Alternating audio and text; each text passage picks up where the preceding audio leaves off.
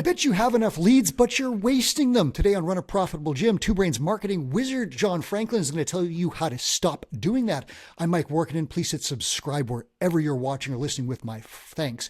John, are you ready to help gym owners with 6 lead nurture tips that have huge effect but are ultra simple? Let's get into it. Let's do this thing because I bet gym owners are literally wasting the next lead that comes in. I bet that lead gets wasted. We're going to help them stop doing that right now. So your number one tip to help gym owners maximize the leads they already have without spending a single dollar. What is it? Yeah. I mean, a quick preface, like I've done hundreds of sales calls for Two Brains. So talking with gym owners who are interested in improving their business, the number one thing we hear is, I need more leads. Right. Yeah. But the reality is, based off of our data in Two Brain, the average gym gets about 25 leads just from existing every single month. So, there's a decent base there. But when you go down the funnel of those 25, the average gym only closes 5.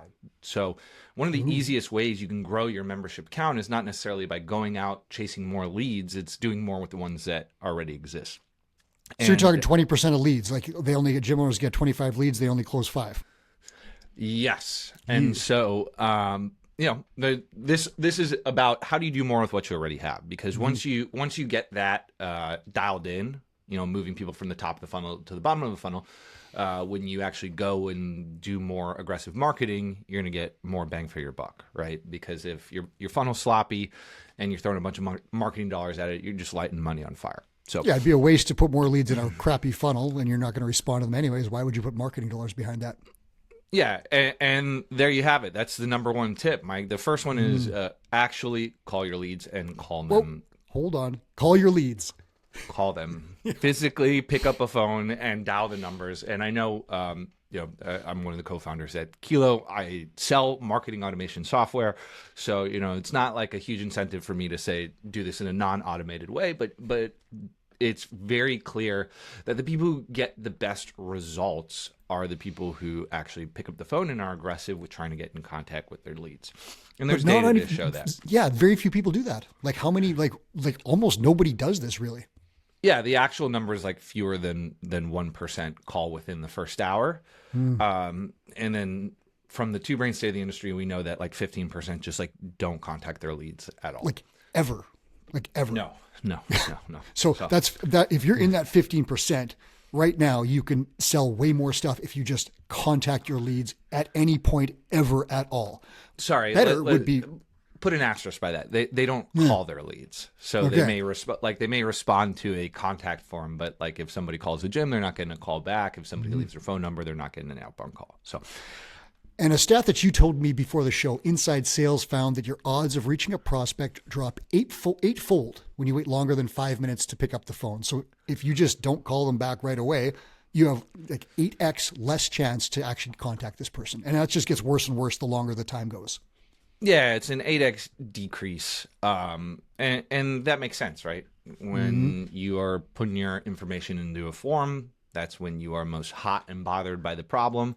So, you're out shopping for a gym because you got something you want to fix. And I can tell you that any large established franchise gym is probably going to have a system in place to get in touch with leads quickly. So if someone's shopping around between you and 2 or 3 other gyms and they're getting calls from people 5 minutes in where you're taking, the average is a week plus, by the time that you actually get in contact with them, they're likely going to be a member of another gym. So if you believe in what you are selling and your service, that's one of the highest ROI activities and something I've just been hammering the Two Brain clients for the last, 7 years now. Mm-hmm.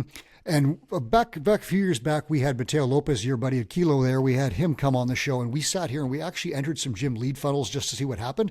And we actually got some calls back on the show. And we talked to the people on the phone and said, hey, you passed the test. Thank you so much for doing that. That's incredible that you did this so quickly. That person would have gotten almost certainly gotten a sale out of that response. Other gyms that we funneled stuff into didn't happen. So my test for you listeners is if I entered your lead funnel right now, what would happen? Would there be anyone out there to deal with it? Would you wait forever to get a call back? Would you get any contact? John, you had 3 tips. You mentioned again before the show, 3 tips that would help people call fast. Because again, if let's say someone's listening to the show right now, what are the plans to help someone make this happen?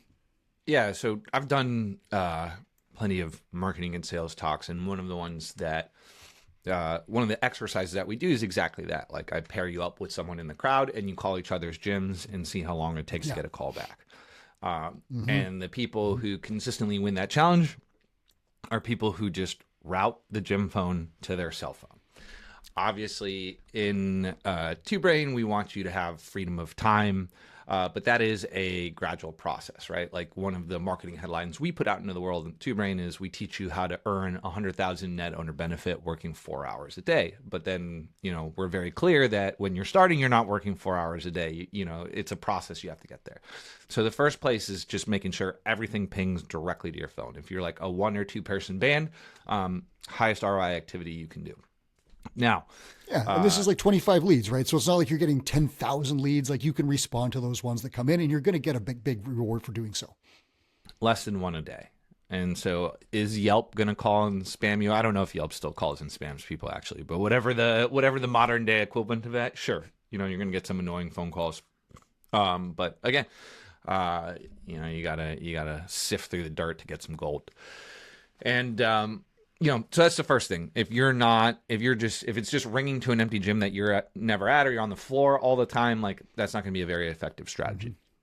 The second piece is once you are a little more established, or you already have an existing admin staff at place, or maybe you're in a position where you've delegated sales, you have a rapid response person. So that is like the person who is in charge of calling the leads.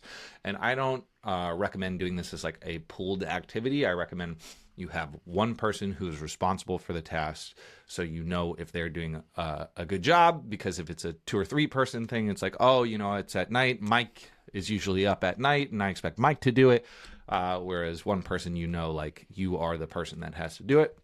But only after you have some type of system in place for monitoring response time. So you can use a tool like Gym Lead Machine to do it. The way we did it before marketing automation was the thing, we had like a literal burner phone. And so that way we could check the burner phone once a week to see what the response times looked like. There are plenty of ways to just track it, but the most important thing is to make sure that if somebody is responsible for getting back to the leads quickly, you are holding them accountable, right? Delegate, don't abdicate. And then just know what you're going to say. Real easy script. Hey, my name's John. I'm a coach at Hudson River Athletics. Thanks for reaching out about our 6-week transformation program. I can meet you today at the gym around 5 or tomorrow at 9 in the morning. What time works better for you? Just give them a little simple A/B. Just move them down the funnel quick. You don't want to have a 30-minute conversation, especially if you someone who's doing higher leads. So the idea is just getting them into the gym as quickly as possible and doing that consultative, prescriptive selling. So your tip, gym owners, call leads fast. And the way you can do this is having them calls rerouted to your cell phone. And John gave you a perfect script that you can use right there. Rehearse that and use it. John, what is number 2? How many times should people follow up? Are we annoying people, or what's the plan here? 2 times a day for 3 days is what I say. I mean, there are people who prescribe something much more aggressive than that. But the reality is you should be following up multiple times. So if you are a dial once and forget about it, you should strive to do twice. And then once you're at twice, 3 times. And every time you do a bump, you'll notice that you convert better. And that'll kind of be the push that you need to go to get closer to, what I think the right amount, which is that 5-6 call mark. And people are like, it's annoying.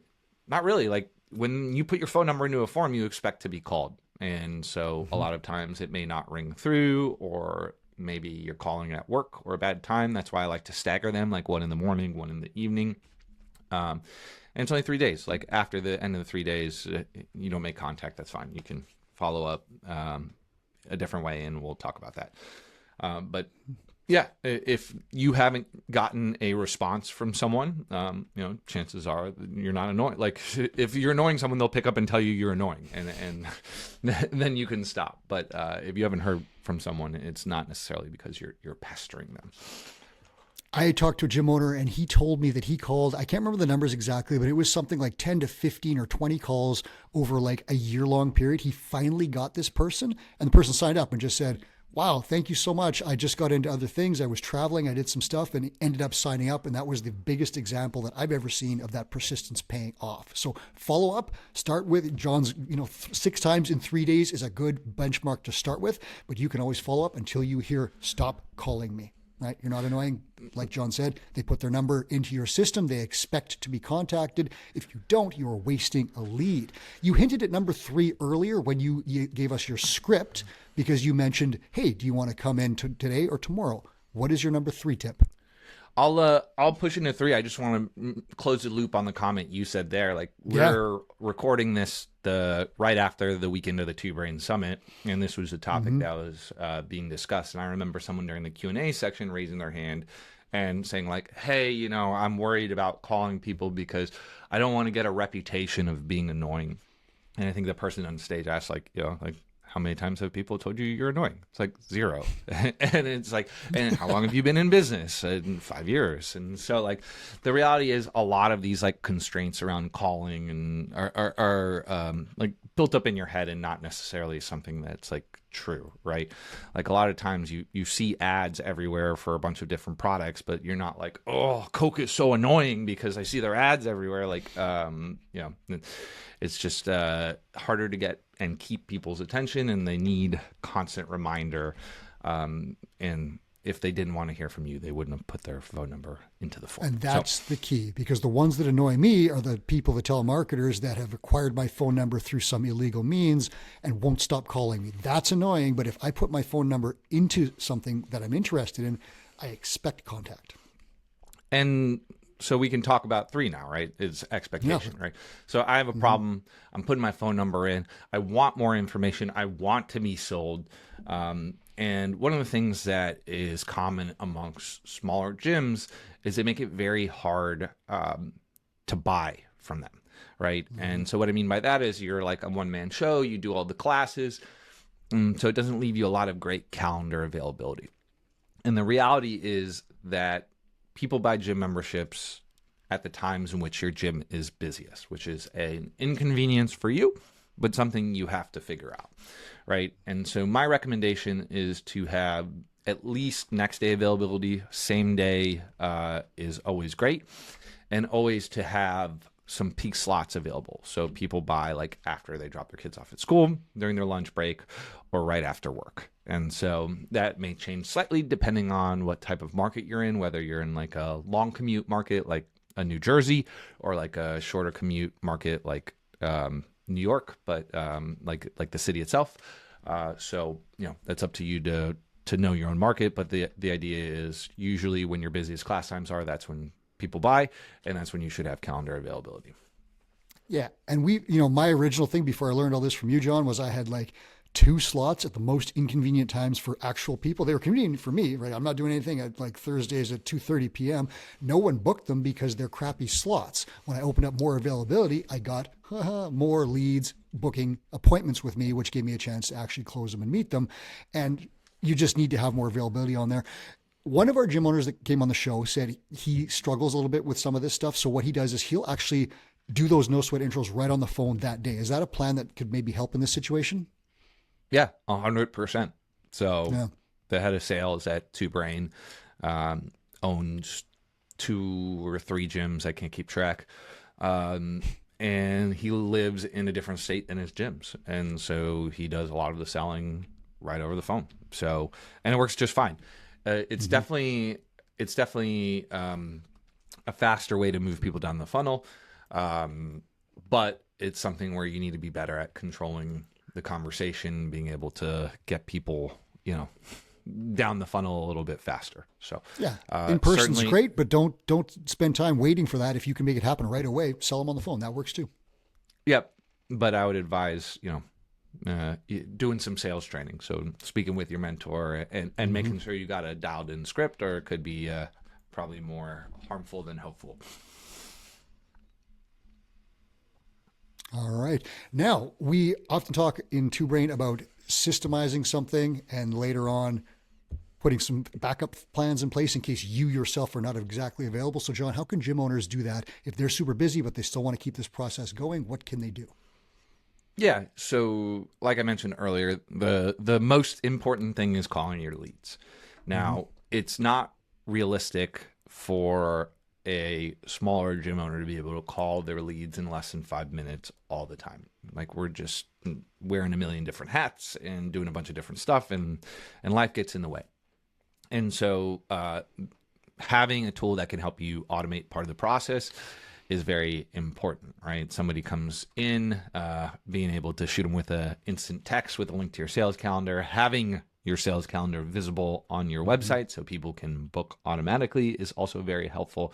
And doing just your automated appointment reminders, simple things like that just kind of stop people from forgetting to show up for your gym or the sales call, or pushing people to book the sales call faster, can lead to a substantial increase in the amount of people who end up in your calendar and the amount of people who show up for those sales appointments. Yeah. So you guys, the personal touch does not go away. You should not call people. You must call them, but you should also have some tech backup in there and make it as easy as possible. And they should hear from you right away. If you put your info in something and you get a lead or a message back right away that says, "Hey, thanks, here's our booking calendar," that's amazing because your phone's still in your hand. You haven't dropped it. You haven't forgotten. You can actually take action on a simple step that's obvious to everyone. So do put that stuff in place. But again, it's not a substitute for John's next tip, which is going to be a personalization. And John, I'll preface this by saying, as you mentioned, we just got back from the Two Brain Summit. Joey Coleman offer of never lose a customer again was amazing. And he was big on that personalization angle. How does that fit with lead nurture? Yeah, and he gave it, like, he brought down the house. It was by far the most well-received talk of the entire weekend. It was amazing. And a lot of it was centered around this idea of personalization, and it showed up and how it shows up in different parts of the customer journey, and how you can do a little bit extra to make your customers, and in this case prospects, feel a little more loved and display that, like, you are a good, trustworthy business that is worth their time. And so one of the things that I advise gyms to do is, when somebody is coming in for a sales appointment, either the night before or the day of, shoot them a quick 30-second video text. You, like, in the gym, saying, "Hey, Steve, it's John. I'm here at your gym name. Really excited to see you at whatever the time their appointment is. This is our front door. If you look out here, that's where parking is. And I'm putting together a little basket for you, or a little gift for you. Can you just let me know what size t-shirt you are? Text me if you need anything. This is my number." And then popping that over. And so you've done a lot of things. So you're showing them the actual, like, gym itself and where to park, and removing some of that first day intimidation, because it is a scary thing for a lot of people, especially someone who hasn't been in the gym a while. You're triggering reciprocity, right? You know, if you're going to give them a t-shirt, if you're going to give them a water or something, or maybe you have, like, you stock Fit Aid, it's like, what flavor do you prefer, lime or grape? I'm just putting something together for you, making sure you feel comfortable, like something that elicits a response and then triggers that reciprocity. So, you're making them feel comfortable and feel like, you've done them a solid before even getting into the door. And it also just shows that you're a human, right? It's very easy to ignore appointments if you don't have a connection with someone. But Mike, if you're my friend and we have this podcast that we're filming at this time, like, it's much harder for me to not show up for that versus if I just book some random appointment through a portal, and I'm not really committed to it in any way. Yeah. At very minimum, you send that message, they get a reminder. The next thing they get is they see your face and they realize that you're not just an AI bot. You're an actual person. You're trying to help make them easy. Hey, park here. Like, for a guy like me, I like to know where parking is. That's a great one. Here's our front door. You're already getting rid of a lot of obstacles, because I could be like, it's rush hour. I made that appointment. I don't want to go downtown. I don't know where to park. And you're like, you park here, dude. Everything's cool. You're getting rid of some obstacles that can come up before they even come up. And then you are exactly building that relationship where it's a lot harder to cancel, because I've seen your face. We've talked. You're getting something ready. If I cancel, I'm kind of pulling the pin on something, and it feels a little bit worse than if it's just a bot and I don't show up. So that's a great, great one.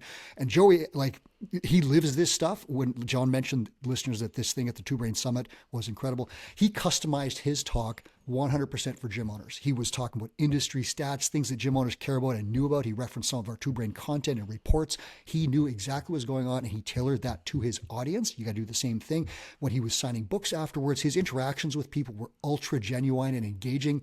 It was just really a 100% lesson how to personalize an experience for the audience. It was incredible. Two Brain tickets are on sale for the next year, by the way. If you want to get those, I'll put a link in the show notes for you to check that out.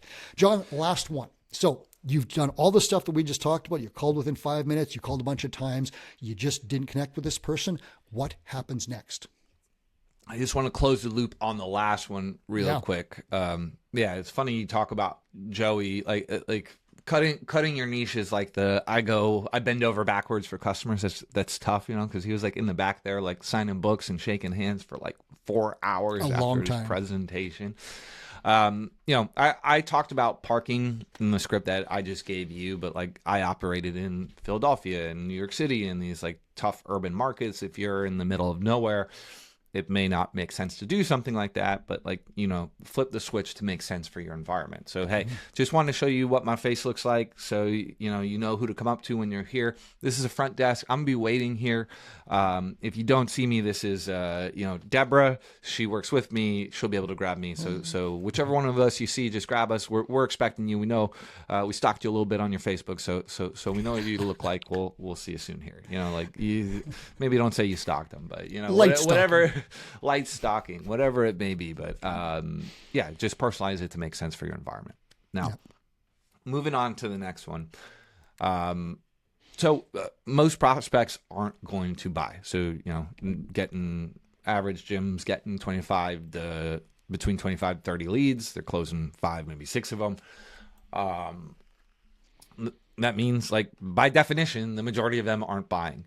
And so we talked about what you can do to increase that rate, maybe go from 5 to 6 or 7 by doing faster lead nurture, having good calendar availability. And then the personalization piece is getting them to show up. But one of the things you can do is taking some of those leads that maybe aren't ready or weren't sold right away and get them back into the funnel at a later date is having a long-term nurture sequence. So this is one of those things that sounds obvious. You should be doing it, but a lot of people don't do it, or they set one up like years ago and haven't reviewed it to make sure it's still relevant. The data on this shows that 63% of leads who say that they're not ready can still be converted, assuming a business is still sending them consistent and helpful tips. And so what I recommend doing is shooting them something every 2 weeks to a month, and doing that for at least 90 days. The best gyms are hitting you up every week or two, and they have something developed throughout the course of a year. And this is nothing like, this doesn't have to be anything fancy. This can be just like, hey, a helpful tip. Here's like hey, I know you're in town. Here are the 3 healthy lunch spots that I go to. Or, hey, or like a testimonial, like, hey, Mike joined the gym. This is what he was like before. After 3 months, this is what he's like now. And sending those kind of like social proofy case study things, or just like a quick workout tip. Hey, if you're struggling and you don't want to do something in the gym, but you want to make a little progress, here's like a workout you can do at home real quick. And those are just 3 examples of like a workout tip, some type of helpful resource, or some social proof case study thing. I would rotate between those. And you're just staying top of mind for that prospect. So maybe they're not ready to join the gym now, but when they are, they're going to remember something helpful that they saw from you in the last, hopefully, couple weeks there. Yeah, and it gets your name in their inbox. It reminds them you're offering helpful stuff. You're doing that reciprocity again, where I'm giving you gift after gift after gift, even if it's just tips and knowledge. And I can tell you, like, I use your system, Kilo Jimmy Lead Machine, and every once in a while we've got these automations running, and we'll see someone out of the blue will just respond to like sequence number 8 or something like that, and say, oh, you know what, this is such a helpful tip. I really need to get onto my nutrition. Can we connect? And I'm like, that no effort, because it's an automation. We tried to contact that person. They didn't respond, but later on it popped up, and that's a huge win. Do you see that regularly from gym owners, where it's like these systems start working and all of a sudden you get these background, like a lead from 6 months ago, boom, back in? Yeah. I mean, thanks for the shout out for Kilo Gym Lead Machine. So if you don't want to do any of this yourself, like there are tools you can do this for, very little money, but you have to go out and write all this stuff and make it all happen. If you just want it done for you, Gym Lead Machine is a product that can help you do that. And so, up to you, whatever makes the most sense. And like it's obviously something we see in Two Brain all the time and something we're working on in Two Brain. And it's like we notice that the people who buy from us either buy in the first 2 weeks. So they'll get into the funnel, they'll do a full binge, and then their realize mentorship is for them and buy. And then we have the second category, and those are the lurkers, or somebody who stays on the list and reads the emails and receives the automations for years. And then finally we get them at the right time and we're able to bring them in. But to your point, like the reason I said, hey, this is something that's obvious and you should do, but shouldn't be, like we recently redid the Two Brain one because it just wasn't long enough. And I didn't think the emails were valuable enough. And so, even for like a larger business in the gym, it's still something that like we are working on. So one thing Chris has been saying internally a lot to the team is this idea of like, hey, what is the chicken, rice, and broccoli of our business? What are the actions? What are the things that we can do consistently and improve upon consistently in order to get a better result? And this is one of them. Like if you haven't taken a peek under the hood and looked at your nurture system, again, if you're getting 25 leads a month, that's 300 a year. And if your nurture sequence is 10 emails long, that's like 3,000 interactions. And so taking something from very bad to a little bit better will have a profound and meaningful difference. And since you're not customizing these emails every single time, it's like a one and done type thing. Huge leverage activity, like massive ROI from your time to making sure that these are good and actually delivering value, having the right impact on the people reading them. There you go. So I'm going to tell John, we'll talk about what's at stake here because you tossed a couple of really cool stats at me if people make some changes here. But before we do that, I'll just recap this for you. Listeners, you're going to call leads back fast. That's number one. Number two, you want to follow up like 6 times in 3 days. Do it quite fast. Get in touch with these people. You need lots and lots of calendar availability. Make it easy for people to find a spot that's convenient for them. Not for you. It has to be convenient for them. After that, you're going to automate part of the process, but make sure you don't remove the human touch because people can smell robots and they don't always like them. Make sure that there's some human touch in there, but you can automate. You're going to personalize stuff for show rates. Send them those messages. Let them see your face. Tell them you're waiting for them. Make it easy. Park here. Come in here. I've got coffee ready for you. Do you like cream and sugar? What's your thing? The whole deal. Get that personalization in there. And from there, develop a long-term lead nurture process that can run in the background. So when you're doing other stuff, your leads are still getting valuable stuff from you. And eventually they might see exactly what they need to see to book an appointment and contact you and open that dialogue where you can then help them with your services. So John, you were talking about 27 leads a month, only converting 5. Let's talk about if someone adds a conversion, an extra sale, and lifetime value and what that can do. What's the money stake? What's going on here? Yeah, so I'm pulling this data directly from the Two Brain Business State of the Industry. This one's from the 2023 copy. I think we only make the 2024 copy is the only one that's available online now. But if you DM Chris on Facebook, I'm sure he can get you a copy of the 2023 if you want to see these stats. So I mentioned earlier, I think I said 25, but the numbers 27 leads a month 27. is the amount of leads that the average gym is getting, and they only convert 5. And we know that the average coaching gym lifetime value is around $1,300, $1,400. The exact numbers, $1,381.55. And so if you can implement what we talked about here, and that leads to 1 extra sale a month, which it should lead to more than that, because if you are consistently doing these things, you will definitely outperform the average gym, because the average gym is maybe doing 1 or 2 of these things okay. And if you're doing 6 of them pretty consistently, like it should lead to huge outperformance. But let's say you don't. Let's say you're just average and you just sell an extra a month. We know that'll lead to around an extra $17,000 in additional revenue. And so a lot of that, if you're a group-based gym, is going to go to the bottom line. And we know that the average gym owner is taking around $3,500 in net owner benefit. So, that could lead to a meaningful increase, right? If all that's going to the bottom line, that's close to a 50% increase in your take-home pay. If you're running at a 50% margin, that's still I don't want to. The brain's still a little foggy from traveling, but it's still like a 20+% increase in what you're taking home as a gym owner from implementing these simple tips, and a lot of them are just one and done type things. So John has been educating me on the great Florida tradition called Swamp Fest. So as we close this out, I'm going to pour some gasoline on the massive bonfire.